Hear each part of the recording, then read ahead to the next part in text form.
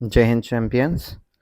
तो चलिए अपन आ गए हैं दिल्ली सल्तनत के तीसरे मकाम पे। तो हमने क्या करा, चैप्टर 1.1 कर दिया था। उसमें हमने स्लेव डायनेस्टी पढ़ी। क्विक रिवीजन कर रहा हूँ, है ना। 1.B है, उसमें खिलजी पढ़ लें। और अभी पढ़ रहे हैं 1.C जो है आपका तुगलक। ठीक है, तुगलक डायनेस्टी।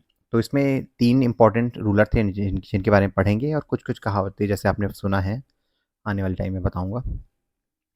तो वो हम लोग डिस्कस करेंगे। ठीक है, तो जस्ट एक क्विक रिव्यू। आपने देखा कि स्लेव डायनेस्टी का अंत कैसे हुआ। वहाँ पे जो कैकूबात था उसको किसने मारा, मतलब या फिर किसने सप्रेस किया। वो था ये जो जलालुद्दीन खिलजी है ना, जिसका नाम जलालुद्दीन फिरोज खिलजी था। वो क्या कौन था, वो उसके अर्ज मुमालिक, मतलब जो सैन्य मंत्री था, बोलिए सैन्य अध्यक्ष था, है ना। उसने जैसे ही देखा कि राजा कमजोर हो रहा है तो उसने टेक ओवर कर लिया।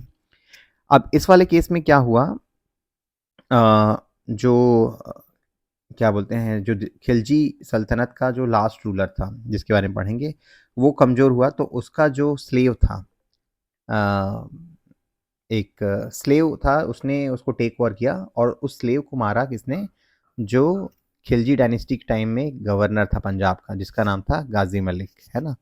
तो फिर गाजी मलिक, जिसको फिर आप देखते हो गयासुद्दीन तुगलक, उसने फिर तुगलक वंश की स्थापना करी। तो मैं क्विकली एक रिवाइज करता हूँ, मुझे वो, हाँ। तो ये है, हम लोग क्या पढ़ेंगे। इनका जो राजकाज था वो था 1320 से लेके 1414 टाइम तक। और आप देखोगे यही सबसे हाईएस्ट टाइम पीरियड है ना। लगभग 84 साल का है। 80, आई थिंक 90, हाँ 94 लग रहा है। 94 ईयर्स टाइप का है ना। 14 हो गया या 80, 90, 94 हो गया है, राइट। तो इतने साल तक इन्होंने राज किया। तो सबसे तीसरे राजवंश थे, लेकिन सबसे लंबे समय तक राज करने वाले राजवंश हुए। उसके बाद देखते हैं कि इसमें हम लोग मेन चीज़ क्या पढ़ेंगे। एक तो गयासुद्दीन तुगलक के बारे में पढ़ेंगे, जिनका सैनिक अभियान ज़्यादा नहीं पूछा जाता। आर्थिक सुधार में कुछ है और उपलब्धियाँ। मेन है आपका MBT, मतलब मोहम्मद बिन तुगलक। इसके बारे में आपने सुना ही है, आपने चक दे इंडिया देखा होगा, है ना। चक दे इंडिया में जो बिंधिया नायक है वो बोलती है ना कि तुगलक बोलती थी शाहरुख खान को। तो क्यों बोलती थी, क्योंकि वो ऐसे ऐसी स्कीम लाता था। मतलब उसका मानना था कि ये जो इसके स्कीम है चलने वाले नहीं है, मतलब आड़े तीरे तिरछे जो स्कीम लाता था। ऑल्दो वो तुगलक नहीं था, उसके स्कीम काम कर गए चक दे इंडिया में। बट एक्चुअली ऐसे लोगों को तुगलक बोला जाता है जो आड़े टेढ़े नियम लाते हैं, जो कि बाउंड टू फेल है, मतलब जिनका फेल होना निश्चित है। ठीक है, तो नवीन प्रयोग किए, वो फेल हुए। क्या क्या विद्रोह हुए और क्या नीतियां थी, वो सब पढ़ेंगे। उसके बाद तीसरा है फिरोज शाह तुगलक। तो बहुत सारे चेंजेस लाए, धार्मिक नीतियां, आर्थिक सुधार, जन कल्याणकारी कार्य बहुत सारे किए हैं। तो आपको इन तीनों के बारे में पढ़ना है। तो ये दोनों बहुत ज़्यादा इंपॉर्टेंट है। गयासुद्दीन तुगलक है, उसके बारे में बेसिक, क्योंकि उसी ने ही फाउंडेशन दिया। और कैसे इसका पतन हुआ उसके बारे में पढ़ेंगे। ठीक है, तैमूर का जो है जिक्र यहीं पे होता है। तो ये मैं बोलना चाह रहा था आपको कि तुगलक वंश के संस्थापक जिन्होंने खिलजी वंश के खुसरो खां था ना, उसको हराया। तो क्या हुआ था, मुबारक शाह जो था, जो आपके अलाउद्दीन खिलजी का एक पुत्र था। ठीक है, तो मुबारक शाह, मुबारक खान, दोनों में से जो भी बोलिए। तो इस ये रूलर बना, 4 साल के लिए इसने रूल किया। कब तक किया, 1316 से लेके 20 तक। ठीक है, फिर इसका जो स्लेव था खुसरो खां ने एक्चुअली इसको हरा के या फिर उसको सप्रेस करके रूल किया। तो ये कौन था, खुसरो खां था इसका नौक, वो दास, है ना। उसने देखा कि अपने सुल्तान कमज़ोर हो रहे हैं, तो ये मुबारक शाह का ये दास था, स्लेव था। ठीक है, अब इसको इसने देखा जैसे ही, कौन किसने, ये अ, मलिक, गाजी मलिक ने। गाजी मलिक कौन है, आपने थोड़ा सा अगर ध्यान होगा या फिर रिवाइज करके देखिएगा PDF में। तो गाजी मलिक जो था, वो दीपालपुर, जो कि अभी पंजाब में है, ठीक है, उसका गवर्नर अपॉइंट किया था किसने, अलाउद्दीन खिलजी ने। ठीक है, दीपालपुर जो कि पंजाब में है। तो जैसे ही देखा उसने कि यार ये तो हमारे सरदार को तो उसने डिफीट कर दिया स्लेव ने। तो वो वहाँ से आया और फिर खुसरो खां को मतलब हरा के उसने तुगलक वंश की स्थापना करी। ठीक है, तो ये जो गाजी मलिक है ना, गाजी मलिक का नाम ही गयासुद्दीन तुगलक है। ठीक है, तो आप समझ रहे हो डायनेस्टी कैसे टेक ओवर हो रही है। ठीक है, अब आते हैं गयासुद्दीन तुगलक के कुछ सैन्य अभियान जो कि इंपॉर्टेंट नहीं है, तो आप एक नज़र मारना है, मार लीजिएगा। ऐसा ना लगे कि क्या बोलते हैं चैप्टर कम जो क्या बोलते हैं कुछ कंटेंट कम है इसलिए मैंने डाल दिया है, पर ये पूछा नहीं जाता। ठीक है, तो जूना खान कौन था? आपका ये मोहम्मद बिन तुगलक था। तो 1322-23 में जूना खान के नेतृत्व में वारंगल को जीता, जो कि तेलंगाना है अभी, और इसका नाम सुल्तानपुर रखा। ठीक है, एक फैक्ट है। जजनगर कहाँ है? जूना खान के नेतृत्व में शासक भानुदेव को पराजित करके ये पराजित किया। फिर से जूना खान अभी आ रहा है, तो ये जस्ट पढ़ना इसलिए इम्पोर्टेंट था क्योंकि जूना खान ही बाद में सेकंड रूलर बनेगा। स्वयं बंगाल को जीतने और दिल्ली सल्तनत में विलय करने के लिए अभियान चलाया बंगाल का, और बंगाल से लौटते टाइम हरि सिंह देव को हराया और तिरहुत पर नियंत्रण स्थापित किया। तो ये कुछ विजय अभियान है, तो ये सब ज़्यादा पूछे नहीं जाते हैं। मेन चीज़ पूछा जाता है उसका आर्थिक सुधार उसने क्या किया। ठीक है, तो इसने क्या किया, एक मध्यम मार्ग अपनाया। ना तो ये अलाउद्दीन की तरह इतना बलबन या फिर अलाउद्दीन की तरह हार्श था। इसने क्या किया, आर्थिक नीतियों में थोड़े संतुलन की नीति अपनाई। तो वेतन का 1/10वां या फिर 1/12वां भाग लेता था। जैसे आपने देखा है कि पुराने जो शासक थे या तो 1/3 लेते थे, और अलाउद्दीन ने तो बढ़ा के उसको 1/2 कर दिया था, मतलब 50% तक लेने लग गया था। ठीक है, तो इसने थोड़ा लिबरल पॉलिसी अपनाई और इसने क्या करा, 1/10 और 1/12 भाग लेने का रस्म शुरू किया। और इसने एक और चीज़ अच्छा किया कि जो मध्यवर्ती जमींदार थे, जिसको अलाउद्दीन ने ख़त्म कर दिया था पोस्ट, ताकि आपका रेवेन्यू बढ़ सके, है ना, और उनको भी फोर्स किया था कि भाई तुम नॉर्मल आदमी हो, तुम भी टैक्स दो। तो इसने जो वो मध्यवर्ती जमींदार थे ना, उनको उनके अधिकार वापस किए। जैसे मुकद्दम और खुद, आपने 3 पढ़े थे, मुकद्दम, खुद और चौधरी। ठीक है, तो ये मिडिल मैन थे, काइंड ऑफ जमींदार। तो उनको उनकी शक्तियां वापस करी, जमींदारों को भूमि लौटाई, और अलाउद्दीन खिलजी की जो कठोर नीतियां थी उसको पलटी किया, है ना। शासन चेंज हो गया तो रूल चेंज हो गया। अब गयासुद्दीन तुगलक की कुछ उपलब्धियां हैं, तो वो अपन देख लेते हैं। पहला तो यही है कि उसने मध्यम नीति अपनाई, जिसको उसने नाम दिया रसम ए मियाँ। ठीक है, ये वर्ड याद रहेगा, ज़्यादा अच्छा रहेगा। बुनियादी ढांचा उसने क्या किया, परिवहन के लिए ट्रांसपोर्टेशन और डाक प्रणाली पोस्टल सिस्टम स्थापित किया, और ये करने वाले क्या थे, वो पहले मुस्लिम शासक। ठीक है, और सिंचाई के लिए नहरें बनाई। ठीक है, तो ये कुछ उनकी बुनियादी ढांचा बनाने के पीछे मतलब कुछ स्टेप थे। सैनिक प्रणाली में क्या किया, कंटिन्यूएशन करा। जो दाग और हुलिया प्रथा था ना, एक बार मैं फिर से रिवाइज करता हूँ। दाग और हुलिया क्या था, आपके अलाउद्दीन खिलजी के नीतियां थी, जिसमें वो घोड़ों को ब्रांडिंग कराता था दाग करके, है ना, ताकि अच्छी किस्म के जो घोड़े हैं उनको बदली ना किया जा सके या फिर उनके साथ फ्रॉड ना किया जा सके। और हुलिया प्रणाली मतलब सैनिकों के जो वो हैं विवरण रखे जाते थे, ताकि सैनिक युद्ध के टाइम अपना सब्स्टिट्यूट ना भेज दें, है ना। भाई सैनिक भर्ती करने के लिए एक फिजिकल और क्या बोलते हैं एक कैपेबल लोगों को रखते हैं। अब वो मरने के डर से पैसा देके किसी और को भेज देगा तो फिर तो फ्रॉड हो जाएगा ना। तो वो था आपका कानूनी प्रणाली क्या थी, न्याय प्रणाली को मजबूत करने के लिए शरीयत को, इसने शरीयत को लागू करवाया और कुरान पर आधारित कानूनों का संहिताकरण कराया। ठीक है, वास्तुकला में एक ही है, तुगलकाबाद का किला बनवाया था इसने। ठीक है,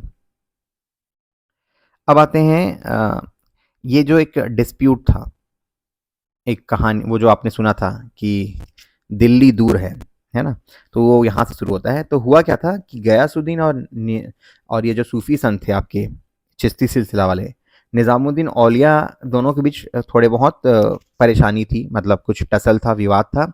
उसका कारण ये था कि जो खुसरो खां था, खुसरो खां कौन था, जिसने ये खिलजी वंश के जो मुबारक शाह है उसको सप्रेस किया था, उसका दास था, है ना। तो खुसरो खां ने क्या किया था, इसको 5 लाख टके दिए थे, किसको, निज़ामुद्दीन औलिया से। तो गयासुद्दीन तुगलक क्या करने लग गया, वो डिमांड करने लग गया कि वो राज्य की प्रॉपर्टी है, तुम वापस करो। ठीक है, तो निज़ामुद्दीन ने बोला भाई वो तो मैंने गरीबों को बांट दिया, मेरे पास तो नहीं है। ठीक है, तो अब क्या हुआ, गयासुद्दीन उसको दंड देने के लिए धमकी देने लगा। ठीक है, और इस टाइम वो कहाँ पे था, इस टाइम वो बंगाल की उसमें था, बंगाल को कंट्रोल कर रहा था। तो वहां से उसने दंड देने की धमकी दी और बोला कि मेरे आने तक तुम दिल्ली छोड़ देना। ठीक है, निज़ामुद्दीन औलिया कहाँ पे है, दिल्ली में है। ठीक है, तो निज़ामुद्दीन ने संदेश भेजा, हनुज दिल्ली दुरस्त। तो निज़ामुद्दीन ने उसको बोला कि दिल्ली अभी दूर है बेटा, है ना। अब वहाँ अपने बंगाल से आते-आते 1325 में दिल्ली के पास एक लकड़ी के ढांचे से गिरने की गयासुद्दीन की मृत्यु हो गई और उसका जो मकबरा है वो तुगलकाबाद में स्थित है। ठीक है? तो ये इसके कुछ फैक्ट हैं।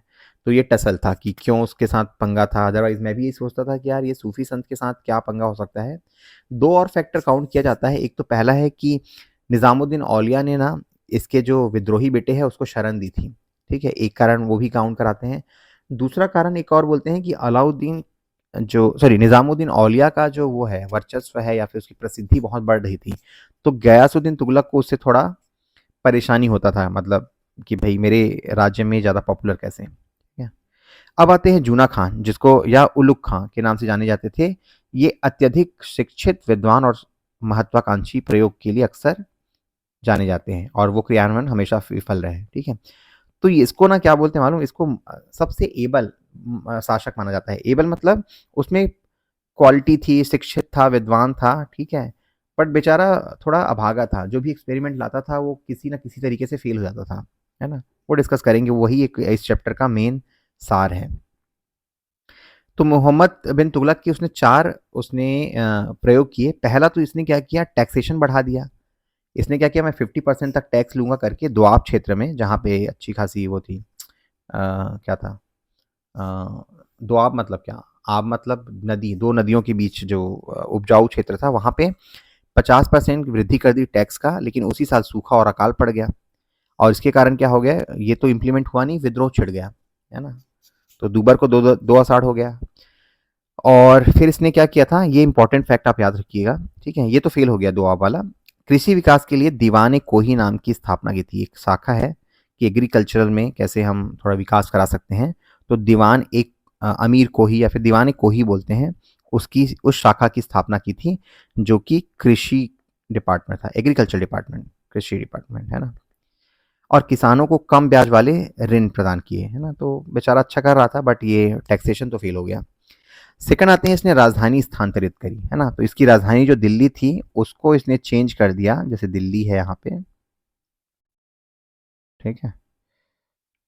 आप लोग थोड़ा सा ना मैप बनाने की प्रैक्टिस करते रहिए रफली थोड़ा, इससे क्या दिमाग में जल्दी याद होता है। तो दिल्ली यहाँ पे है, तो इसने क्या करा, दिल्ली से कैपिटल को यहाँ पे दौलताबाद, जो कि आपका देवगिरी है ना, देवगिरी कहाँ पे है, महाराष्ट्र में है, तो उसका नाम इसने दौलताबाद करा और उसको नया कैपिटल बनाना चाहा। अब इसके पीछे 2 कारण थे। पहला कारण तो ये था कि ये मंगोलों से रक्षा करना चाह रहा था।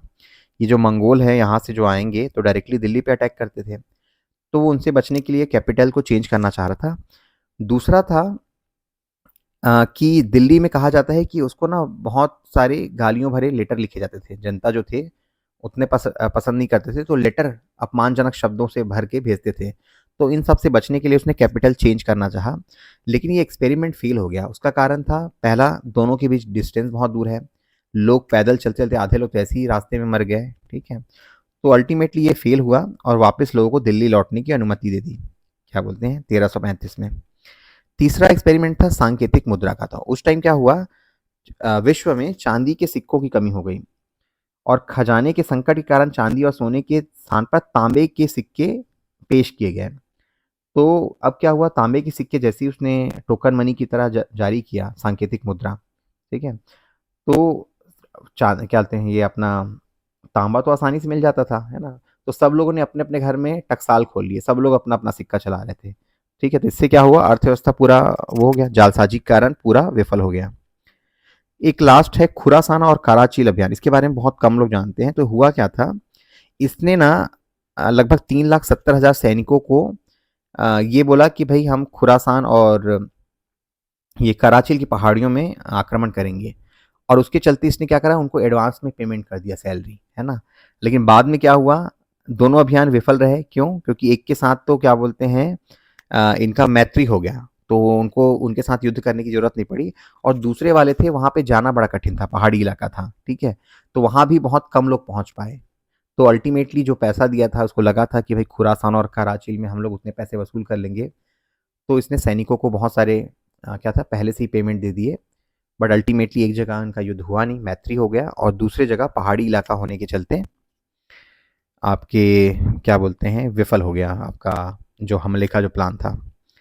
अब इसी के बारे में डिटेल में दिया है, आप एक बार पढ़ सकते हैं, लेकिन क्विकली मैं एक बार रिपीट कर देता हूँ कि राजधानी स्थानांतरण दिल्ली से दौलताबाद। तो दक्षिण भारत ने प्रभावी नियंत्रण स्थापित करना चाह रहा था, इस कारण क्या थे? बेहतर प्रशासन के लिए केंद्रीय स्थान है ना, क्योंकि दिल्ली जो थी नॉर्थ में है तो बीच में। तीसरा था मंगोल आक्रमणों से बचाना चाहता था, और चौथा इब्न बतूता ने कहा है कि दिल्ली के नागरिकों को दंडित करने के लिए जो उसे अपमानजनक पत्र लिखा करते थे। ठीक है, तो 2 कारण तो मैंने गिनाए थे, उसके अलावा 2 कारण ये भी है कि मतलब दक्षिण में भी कंट्रोल करना चाह रहा था, है ना? साम्राज्य तो फैल गया था दिल्ली दक्षिण तक, और केंद्रीय स्थान खोज रहा था। दिल्ली जो है सिर्फ नॉर्थ इंडिया को कंट्रोल कर पा रहा था, और ये साउथ जाके ओवरऑल कंट्रोल करना चाह रहा था, क्योंकि जब ये अलाउद्दीन के टाइम था ना, तो पूरा हमारा जो साम्राज्य है नीचे तक आ गया है इसका, दिल्ली सल्तनत का, है ना? प्रभाव क्या हुए? योजना विफल रही और व्यापक रूप से आलोचना की गई। 1335 में वो लोग वापस लौटने के लिए अनुमति दे दी गई। दक्षिण भारत में फिर इसी टाइम इस्लाम संस्कृति का विकास हुआ। ठीक है, अंततः बहमनी राज्य के उदय में योगदान दिया। तो बहमनी राज्य जो विजयनगर अंपायर के आसपास था, जो मुस्लिम राज्य साम्राज्य था, वो इसी जो क्या बोलते हैं एक्सपेरिमेंट का वो है आउटकम है। अब आते हैं टोकन करेंसी के बारे में। तो टोकन करेंसी के बारे में क्या था? मोहम्मद बिन तुगलक ने चीन और ईरान के शासकों से प्रेरित होकर सोने और चांदी के सिक्कों के स्थान पर तांबे के सिक्के का प्रचलन आदेश किया। कारण क्या था? चांदी की कमी हो गई थी विश्वव्यापी। सुल्तान की उदारता के कारण खजाने का घटना, है ना? ये भी उदार राजा था। एक्चुअली मोहम्मद बिन तुगलक बहुत उदार किस्म का था, आपने देखा। नई योजनाओं के लिए धन की आवश्यकता थी, तो चांदी तो है नहीं, और कीमती धातुओं के दुरुपयोग को रोकना था। अब विफलता क्या हुआ? राज्य नियंत्रण, मतलब अब जो सिक्के थे उसमें कंट्रोल नहीं कर पाया। उसमें कुछ बनाना चाहिए था ना, कुछ मार्क है या फिर कैसे उसको रेगुलेट करेगा, जैसे आरबीआई स्पेसिफिक तरीके से रेगुलेट करती है, तो वो कर नहीं पाया। राज्य नियंत्रण की कमी के कारण नकली सिक्के ढालने की प्रथा शुरू हो गई, जिससे नकली सिक्कों में कर भुगतान होने पर आर्थिक पतन हुआ। अब नकली सिक्के हैं तो उसका कोई मतलब है थोड़ी। मोहम्मद बिन तुगलक के विद्रोह, है ना? तो इनसे किन लोगों ने विद्रोह किए? सबसे ज़्यादा 24 विद्रोह इसी के कार्यकाल में हुए थे, और उससे क्या हुआ? साम्राज्य कमजोर हुआ और 2 रीजनल डायनेस्टी आई। एक तो विजयनगर अंपायर, जिसके बारे में हम लोग मुगल अंपायर की बात पढ़ेंगे, और तीसरा है बहमनी जो उसका पड़ोसी था। तो इसका फाउंडर था हरिहर और बुक्का, याद रखिएगा, 1336 में, और ये आया इसके 11 साल बाद, मतलब 1347 में आया, जिसका फाउंडर था अलाउद्दीन हसन बहमन शाह। ठीक है, मेरा थोड़ा उम्मीद ये है कि आपने देखा होगा पिछले साल विजयनगर अंपायर के साथ बहमीन राज्य को ऐड किया था, तो आपको कहीं ना कहीं थोड़ा सा बहमनी राज्य को भी पढ़ना पड़ेगा। हो सकता है कि विजयनगर अंपायर से बोर हो गए तो उसके पड़ोसी के बारे में पूछ लें, तो अपन करेंगे। सुल्तान की मौत कहाँ पे हो गई? गुजरात, ये सिंध प्रदेश में है, सिंध में ठड्डा नाम का स्थान था, वहां उसकी मृत्यु हो गई। ठीक है, हिंदुओं के प्रति मोहम्मद बिन तुगलक की नीति क्या थी, ये भी पूछ सकता है, जैसे इस टाइप आजकल आ रहा है ना एनालिटिकल क्वेश्चन, तो एनालिसिस करिए कि कैसी उसकी पॉलिसी थी। तो बड़ा उदारवादी था, अपने उत्तरदायित्वों के विपरीत, उत्तराधिकारियों के विपरीत, मतलब जो इसके वो थे सक्सेसर थे, प्रेडिसीसर थे, उसके विपरीत। 2 मिनट यार, अपने उत्तराधिकारी, हाँ, मोहम्मद बिन, 2 सेकंड, मैं कुछ क्या बोल रहा हूँ क्या? हाँ सॉरी, सक्सेसर बोलना चाहिए। ठीक है, उत्तराधिकारी मतलब इसके बाद वाले। तो कौन था? फिरोज शाह तुगलक, जिसके बारे में बताऊंगा मैं कैसे वो काफ़ी स्ट्रिक्ट था। उत्तराधिकारियों के विपरीत मोहम्मद बिन तुगलक ने हिंदुओं के प्रति सहिष्णु दृष्टिकोण अपनाया, और सबसे पहले क्या किया? एक हिंदू साईं राज को उच्च पद पर नियुक्त करने वाले पहले सुल्तान, एक हिंदू को। होली में भाग लेता था, होली सहित हिंदू धार्मिक त्योहारों में भाग लिया। तो ये क्वेश्चन बनता है ना कि किस दिल्ली सल्तनत के शासक ने होली या फिर बाकी जो त्यौहार थे उसमें भाग लेता था? तो वो है आपका मोहम्मद बिन तुगलक। उसके अलावा इसके जो राज्य में जैन विद्वान जिन प्रभासुरी के साथ अच्छे संबंध थे, ये भी आपको याद रखिए। जहाँ पे कुछ नाम याद आ रहे हैं ना, वो आपको नोट्स में होने चाहिए। इब्न बतूता जैसे विदेशी यात्रियों का स्वागत किया, इसको जिन्होंने रेहला में उसके शासनकाल का दस्तावेजीकरण किया। जो इब्न बतूता था वो कहाँ से आया था? मोरक्को से आया था। ठीक है, तो देखा कि भाई ये तो पढ़ा लिखा आदमी है, तो उसको इसने बना दिया काजी, मतलब थोड़ा न्यायाधीश बना दिया था। तो अल्टीमेटली उदारवादी था, सबका सम्मान करता था, सबको ड्यू वेटेज देता था, है ना? अब इब्न बतूता के बारे में पढ़ लेते हैं। ये कहाँ से आया था? मोरक्को से आया था। कब आया था? 1333, 1333, ऐसा याद रखिएगा। और कब आया था? मोहम्मद बिन तुगलक के शासनकाल में नियुक्ति सुल्तान ने स्वागत किया और उसे काजी बना दिया, जो मैंने बोला दिल्ली का काजी बना दिया था, मतलब न्यायाधीश। और इसको क्या किया, चीन भी भेजा राजदूत के रूप में 1342 में। और इसका ऐतिहासिक अभिलेख ये बहुत फेमस है, रेहला करके है ना, इसने किताब लिखी है जिसमें उस टाइम के जो सामाजिक परिदृश्य हैं, कैसे राजकाज चलता था, वहाँ के लोग क्या करते थे, सबकी डिटेल है। ठीक है, तो हिस्टोरिकली बहुत इंपॉर्टेंट है रेहला, जिसको लिखा है इब्न बतूता ने। ठीक है, आपने गाना सुनते हो ना इब्न बतूता वाला, तो वही है, वही इब्न बतूता यही है। कला और संस्कृति में मोहम्मद बिन तुगलक का योगदान क्या है, इसने क्या किया था, अपने सिक्कों पर अल सुल्तान जिल्ली अलही, मतलब सुल्तान अल्लाह की छाया है, ये बोला है। एक अच्छे कवि और संगीत प्रेमी थे, अपने सैनिक और प्रशासनिक फोकस के बावजूद सांस्कृतिक गतिविधियों में भाग लिया। ये जहां पनाह नामक शहर बसाया, दिल्ली में ही है। तुगलकाबाद किसने बसाया था, आपके गयासुद्दीन तुगलक ने। और जहां पनाह नगर ये बसाया है आपके मोहम्मद बिन तुगलक ने। वह मुस्लिम शासन की स्थापना के बाद दिल्ली के सिंहासन पर आने वाला सबसे विद्वान और संस्कृत शासक था। ठीक है, मतलब कल्चर्ड था। ये बोला है डॉक्टर ईश्वरी प्रसाद, जो एक हिस्टोरियन है, उन्होंने उसको बोला है कि सबसे एजुकेटेड था, सबसे विद्वान था। ठीक है, लेकिन वही है कि एक सेकंड ना, एक एक प्रश्न हम लोग छोड़ छोड़ दिए क्या, एक पॉइंट छूटा है, वो मैं क्या दिखाना चाह रहा था, इसकी मृत्यु हो गई ना, छूट गया क्या जी, तो फिर एक पॉइंट था, जब उसकी मृत्यु होती है, आएगा, मैंने देखा इसको, आएगा वो पॉइंट नेक्स्ट में, जब तो उसकी मृत्यु हो जाती है तो फिर आपके बदायूनी है, बोलते हैं कि जनता क्या, राजा को जनता से और जनता को प्रजा से, प्रजा को राजा से और राजा को प्रजा से मुक्ति मिल गई करके। तो वो बोला था बदायूनी ने, किसके कॉन्टेक्स्ट में बोला था, आपके मोहम्मद बिन तुगलक के। ठीक है, इतना एक्सपेरिमेंट करता था तो थोड़ा सा अनपॉपुलर हो गया था। उसके बाद आते हैं फिरोज शाह तुगलक। तो फिरोज शाह तुगलक कौन था, फिरोज शाह तुगलक था एमबीटी, मोहम्मद बिन तुगलक का भतीजा। ठीक है, जैसे आप देख पा रहे हो कि रज्जब जो गयासुद्दीन तुगलक के छोटे भाई और दीपालपुर की एक राजकुमारी के पुत्र थे। 2 सेकंड ना, गयासुद्दीन के छोटे भाई, चचेरा भाई होगा फिर तो, छोटे भाई हो गया, हाँ चचेरा भाई होगा फिर तो, कि एक राजकुमार, एक्चुअली ये फैक्ट मैं एक बार और डबल चेक करूंगा, एक भतीजा कहा जा रहा है इसको, गिव मी अ सेकंड।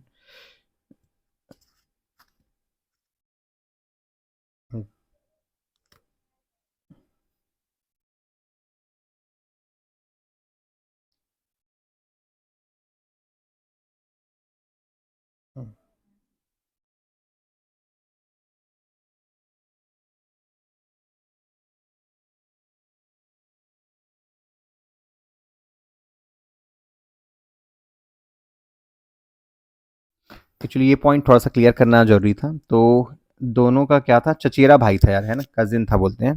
तो जैसे आप देख पा रहे हो, रज्जब जो गयासुद्दीन तुगलक के छोटे भाई थे, क्योंकि वो तो बेटा हो गया है ना, गयासुद्दीन तुगलक का मोहम्मद बिन तुगलक बेटा था, और फिरोज शाह जो था वो उसका चचेरा भाई हुआ, है ना, चचेरा भाई, तो कजिन था ये, किसका, मोहम्मद बिन तुगलक का। अब आते हैं, हाँ सही बोल रहा है ना, और मैं ज़बरदस्ती कंफ्यूज हो रहा था, उसका कजिन ही हुआ, क्योंकि ये उसके मान लो चाचा का बेटा था। अब आते हैं कि क्या फैक्ट है, 45 की उम्र में सिंहासन पर बैठा, ये सब ठीक है। फिरोज शाह ने मोहम्मद बिन तुगलक की सहिष्णुता की नीति को त्याग दिया, मतलब जो टॉलरेंस की नीति थी उसके अगेंस्ट फिरोज शाह तुगलक बहुत वो था, कट्टर था, धार्मिक। तो क्या क्या उसने कट्टर पंथी स्टेप उठाए वो बताता हूँ आपको। पहला तो उसने क्या किया, उलेमाओं की सहायता और सलाह से शासन चलाया। आपने देखा होगा कि बलबन और अलाउद्दीन खिलजी ने उलेमाओं को उतना भाव नहीं दिया, इन्होंने बोला कि भाई हम तो अपने हिसाब से नीति चलाएंगे, जो कि अच्छा है, ठीक है। लेकिन इसने क्या किया, जो आपके धार्मिक नेता थे, जो भी धार्मिक विद्वान थे, उनकी मदद से और उनकी सहायता से शासन किया, मतलब कहीं ना कहीं इसने फिर से धर्म को सामने लाया। सेकंड, हिंदुओं को उच्च पदों से हटा दिया, ठीक है, जबरन इस्लाम का धर्मांतरण भी कराया। तीसरा, ब्राह्मणों पर जजिया कर लगाने वाले पहले सुल्तान, है ना, ये देखिए ये इंपॉर्टेंट फैक्ट है, ब्राह्मणों पर जजिया लगाने वाले पहले सुल्तान बने आपके फिरोज शाह तुगलक। और नागरकोट के ज्वाला मंदिर और पुरी के जगन्नाथ मंदिर सहित हिंदू मंदिरों को लूटा भी। तो ये ज्वाला का मंदिर कहाँ पे है, ये है कांगड़ा में, जो हिमाचल में है अभी, तो वहाँ पे ज्वाला मंदिर है, तो उसको लूटा। अपनी कट्टरपंथी नीतियों के कारण औरंगज़ेब का अग्रदूत भी कहा जाता है। तो छोटे-छोटे 2-4 फैक्ट हैं, वो सब याद रखेंगे, पढ़ेंगे तो एक बार में याद हो जाएगा ऑप्शन देख के, मेंस में उतना नहीं पूछेगा। दिलचस्प बात यह है कि इनके वज़ीर खां जहाँ तेलंगानी पूर्व में तेलंग ब्राह्मण थे, जिन्होंने 18 वर्ष तक सेवा की। तो आपके पास प्रश्न आएगा, यार इतना कट्टर था तो एक ब्राह्मण कैसे कर रहा है? तो लोग बोलते हैं कि अ, वो विद्वान था तो उसके शासन में उसको जगह मिली, बट उसका कन्वर्जन हो गया था मुस्लिम में, ठीक है? तो क्या सच है वो पता नहीं, बट एक ये तेलंगानी का एक तेलंग ब्राह्मण ने मदद करी, मतलब 18 साल तक। अब आते हैं मोस्ट इंपॉर्टेंट, आर्थिक सुधार क्या किए थे, ठीक है? तो सबसे पहले तो इसने क्या किया, अनावश्यक अनावश्यक जो 23 टाइप के कर थे ना, वो सबको हटाया, और जो कुरान में 4 टाइप के वो थे कर थे, उन्हीं को ही लागू किया। तो कौन-कौन से हैं? पहला जज़िया, जज़िया तो आपने देख लिया, हमने पढ़ा था कि जो गैर मुस्लिमों पे लगता था उसको बोलते हैं जज़िया। ज़कात क्या है? मुस्लिमों से वसूला जाने वाला धार्मिक कर। खराज, खराज क्या है? सभी पर लागू, है ना? भूमि कर है। खराज क्या है? आपका लैंड रेवेन्यू, ठीक है? टैक्स। और खम्स क्या है? युद्ध में लूटे गए माल में राज्य का हिस्सा। जो भी युद्ध करते थे, वहाँ जो लूट होती थी, उसमें राज्य को भी एक हिस्सा मिलता था। उसके अलावा उन्होंने एक सिंचाई करी, ये इम्पोर्टेंट है, जिसका नाम था हक शर्ब, ठीक है? तो ये था लगाने वाले सुल्तान, पहले सुल्तान हुए जो उपज का 1/10 था। एग्रीकल्चर मतलब सिंचाई, इरिगेशन टैक्स लगाने वाले पहले शासक, तो याद रखिएगा। राजस्व का मूल्यांकन तो ये ठीक है, लगभग 6.75, काफ़ी अच्छा, मतलब वार्षिक कर था, ठीक है? तो ये करों को याद रखिएगा, जजिया, ज़कात, खराज, खमस। 2 जेजे है, 2 केके है, जेके जेके ऐसा कर लीजिएगा, ठीक है? ऐसे कुछ शॉर्टकट बना के याद रखिए। अब आते हैं उसके जन कल्याणकारी कार्य, है ना? 3-4 थे। पहला तो ये दीवाने बंदगान, मतलब ये दासों की देखभाल करने के लिए एक इसने डिपार्टमेंट बनाया, और क्योंकि उस टाइम सबसे ज़्यादा दास थे इसके टाइम में ही, आपके फिरोज खां, तो लगभग 1.8 लाख दास थे, मतलब स्लेव थे। दूसरा, हज यात्रियों, मतलब स्टेट के खर्चे पे लोगों को धार वो हज यात्रा के लिए भेजता था। शिक्षा के लिए इसने क्या किया, बहुत सारे मदरसे खोले। इसने एक अनुवाद विभाग भी खोला था, जिसमें जो हिंदू और या फिर मुस्लिम जो भी लिटरेचर थे उनका ट्रांसलेशन होता था। उसके बाद इन्होंने क्या किया, एक डिपार्टमेंट ऑफ चैरिटी, है ना? दीवाने खैरात, असहाय विधवाओं और अनाथों की मदद के लिए दान विभाग खोला, जिसको चैरिटी डिपार्टमेंट बोल दीजिए। दारुल सफ़ा क्या है? दारुल सफ़ा है अस्पताल, राज्य अस्पताल जहाँ गरीबों का मुफ्त में इलाज होता था। और लास्ट है रोजगार कार्यालय। सोचिए उस टाइम कितना, मतलब उसने बेरोजगारों को काम दिलाने के लिए अलग डिपार्टमेंट भी खोल दिया था। तो अच्छी-अच्छी चीज़ें हैं इसके में, है ना? तो जन कल्याणकारी कार्यों के बारे में लिखिए करके आ गया, तो आपके पास बहुत सारा कंटेंट रहेगा, ठीक है? इसने बहुत सारे क्या था, 5 शहरों का भी निर्माण करवाया था, जिसके बारे में हम लोग आगे पढ़ेंगे। इसमें छूट तो नहीं रहा है, लेट मी चेक। नहीं, इसमें शायद वो पॉइंट ऐड नहीं है, बट हम लोग पीवाईक्यू में बहुत सारी चीज़ें पढ़ेंगे। इसने क्या किया था, 5 नए शहर बसाए थे। तो उसमें से क्या नाम था?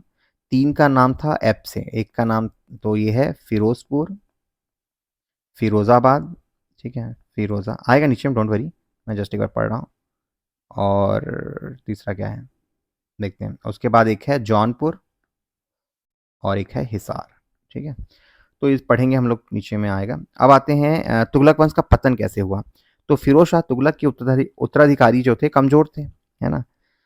तो गयासुद्दीन तुगलक द्वितीय फिरोज शाह के पोते हुए, और उसके बाद नसीरुद्दीन मोहम्मद शाह तुगलक अंतिम शासक बने। तो मैं जो बोल रहा था ना बार-बार आपको, कि मंगोलों का जो आक्रमण हुआ था, है ना? वो एक्चुअली इसके टाइम में हुआ था, नसीरुद्दीन मोहम्मद तुगलक, और कब हुआ था? 1398 में। और उसने फिर इसको तहस-नहस कर दिया था दिल्ली को, 15 दिन तक नरसंहार किया। और समरकंद लौटने से पहले इसने क्या किया, जो भारत है उसको खिज्र खां, जो भी सैयद डायनेस्टी आएगी, है ना? तो खिज्र खां उसको लीड करेगा।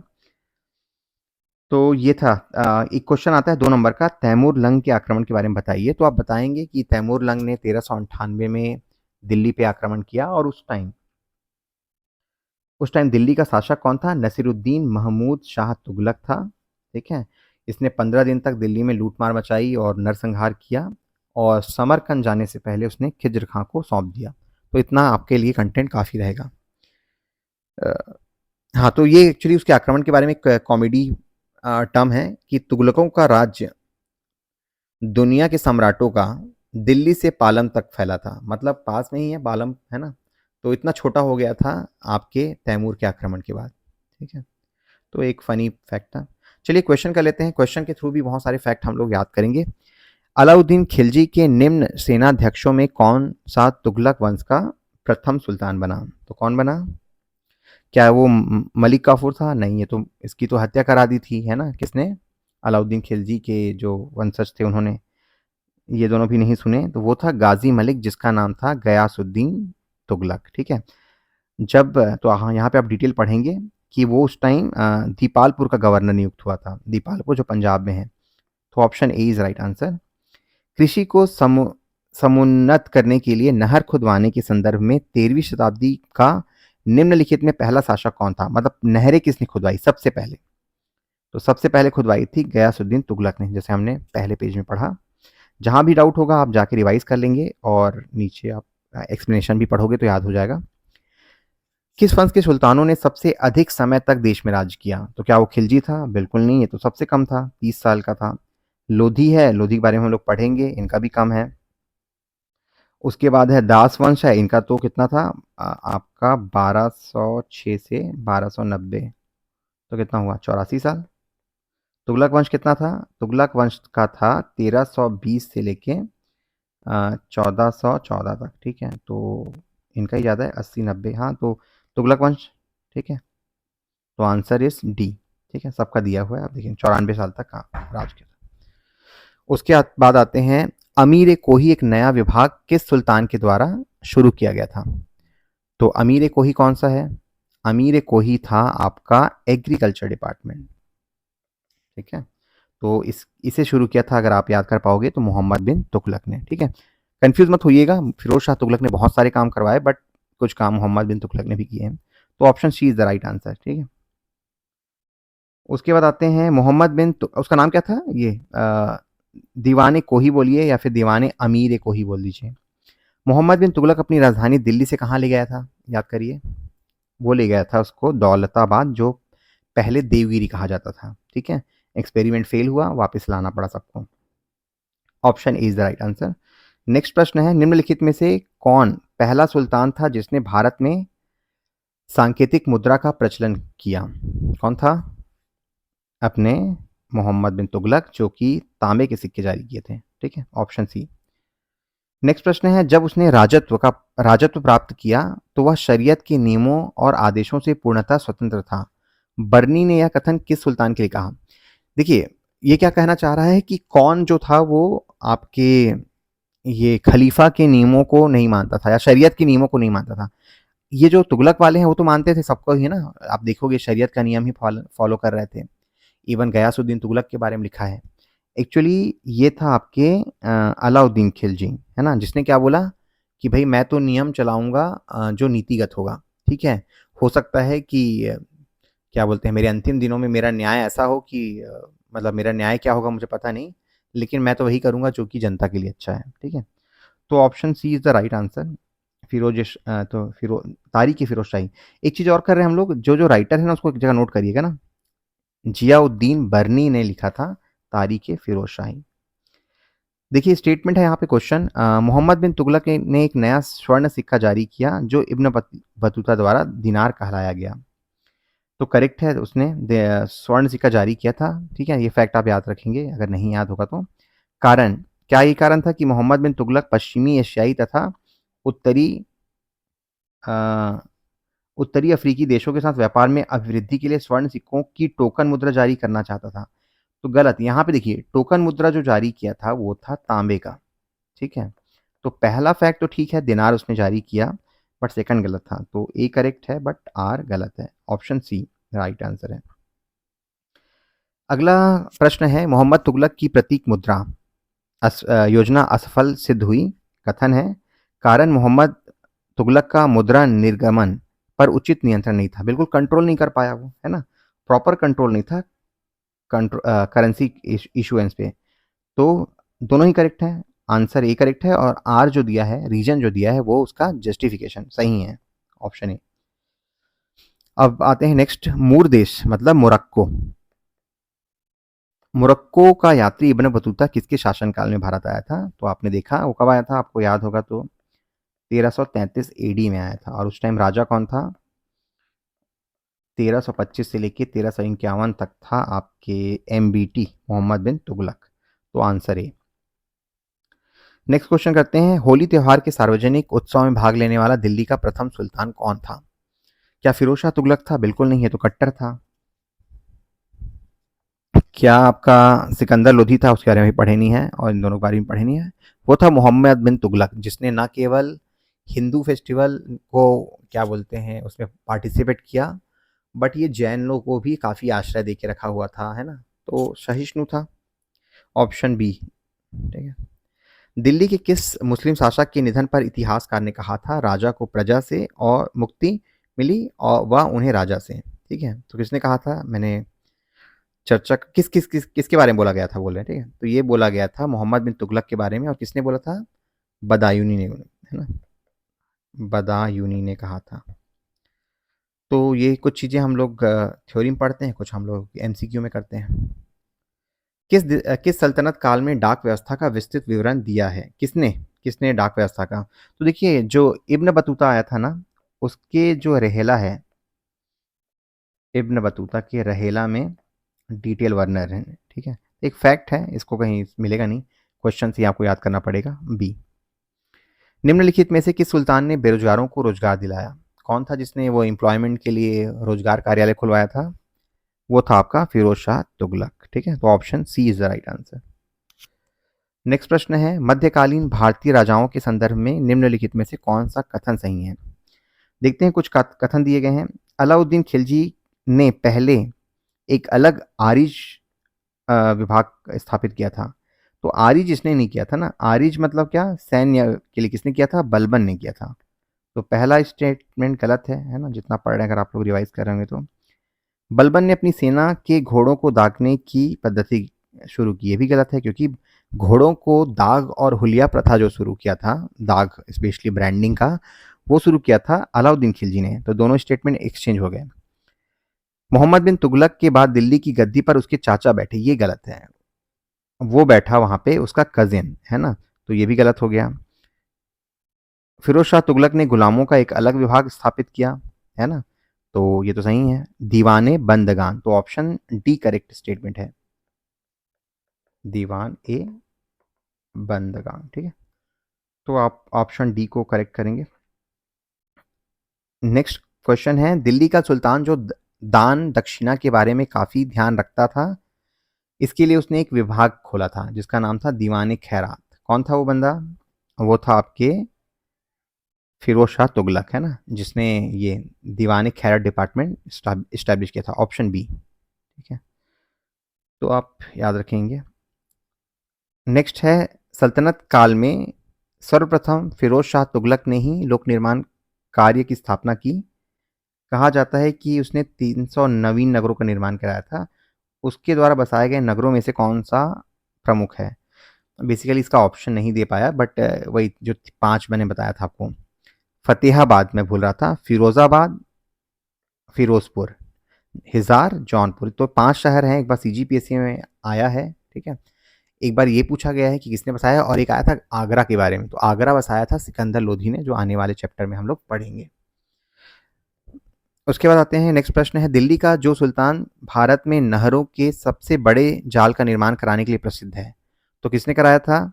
ये कराया था आपके फिरोज शाह तुगलक ने। देखिए, नहरें बनाने स्टार्ट कराया था, अगर दिल्ली सल्तनत की बात करें तो गयासुद्दीन तुगलक ने, जैसे आपने देखा। लेकिन सबसे बड़े जाल का निर्माण कराने का क्रेडिट जाता है फिरोज शाह तुगलक को। और उसने इसके लिए, जब अब चूंकि बड़ी बड़ी नहरें बनाई हैं 5, तो उसने एक हक ए शर्ब नामक एक सिंचाई कर लिया, जो था पैदावार का 1/10 हिस्सा, ठीक है। तो ये आप याद रखेंगे। 2 चीज़ याद रखेंगे, कौन था जिसने एग्रीकल्चर के लिए बहुत वृहद तौर पे काम किया, और उसका नाम क्या था जो टैक्स था इरिगेशन का, वो था हक ए शर्ब। हक ए शर्ब नामक अथवा सिंचाई कर लगाने वाला दिल्ली का पहला सुल्तान कौन था? तो वो था आपका फिरोज शाह तुगलक। ठीक है, फिरोज शाह तुगलक से रिलेटेड बहुत सारे फैक्ट हैं जो आपको याद रखने हैं। टोपरा व मेरठ के 2 अशोक स्तंभ लेख दिल्ली से कौन लाया था? तो ये भी आपका फिरोज शाह तुगलक है। अगेन ये आपको फैक्ट के थ्रू याद रखना है। उसके बाद आते हैं, दिल्ली के किस सुल्तान ने ब्राह्मणों पर भी जजिया लगाया? किसने लगाया? जो था कट्टर मुस्लिम, वो था आपका फिरोज शाह तुगलक। ठीक है, उसके बाद आते हैं नेक्स्ट क्वेश्चन, दिल्ली के किस सुल्तान ने इस उद्देश्य से एक अनुवाद विभाग की स्थापना की कि उससे दोनों संप्रदायों के लोगों में एक दूसरे के विचारों की समझ बेहतर हो सके? तो मैंने बताया था आपको कि ट्रांसलेशन डिपार्टमेंट भी आपके फिरोज शाह तुगलक ने स्टार्ट किया था। ठीक है, उसके बाद आते हैं, राज्य के खर्च पर हज कराने की व्यवस्था कराने वाला पहला भारतीय शासक? अगेन फिरोज शाह तुगलक ही था, ऑप्शन बी। तैमूर ने किसके शासनकाल में भारत पर आक्रमण किया? तो क्या वो तैमूर लंग की बात कर रहा है ना? अलाउद्दीन खिलजी था? बिल्कुल नहीं। बहलोल लोदी? बिल्कुल नहीं। फिरोज शाह तुगलक? बिल्कुल नहीं। मोहम्मद बिन तुगलक? बिल्कुल नहीं। इनमें से कोई नहीं। ठीक है, वो था आपके नसीरुद्दीन तुगलक, है ना? तो ये थे नसीरुद्दीन महमूद तुगलक के टाइम में उसने आक्रमण किया था। तो ऑप्शन ई है। निम्न को कालक्रम के हिसाब से आप अरेंज करिए। तो रकनुद्दीन आपको याद है कौन है? रकनुद्दीन था आपका ये इल्तुतमिश का पुत्र। ठीक है, तो ये पहले आएगा। मुबारक शाह कौन था? ये आया था आपके खिलजी के बाद, मोहम्मद बिन खिलजी के बाद 1316 से लेके 1320 तक जिसने रूल किया था, ये था मोहम्मद, है ना? फिरोज शाह तुगलक जस्ट अभी हमने देखा, तो ये तीसरा आएगा। आलम शाह है, वो आपके जो सैयद डायनेस्टी पढ़ेंगे ना उसमें आएगा, तो इसीलिए चौथा। तो कौन सा रेंज है? 1 2 3 4। ठीक है, तो option 1 2 3 4 is the correct answer. तो दोस्तों इस तरीके से हम लोगों ने 1C भी कंप्लीट कर लिया है ना? तो स्पीड ठीक ठाक है। उम्मीद करता हूँ आप पैरेलली रिवाइज कर रहे होंगे। ठीक है, चलिए, थैंक यू।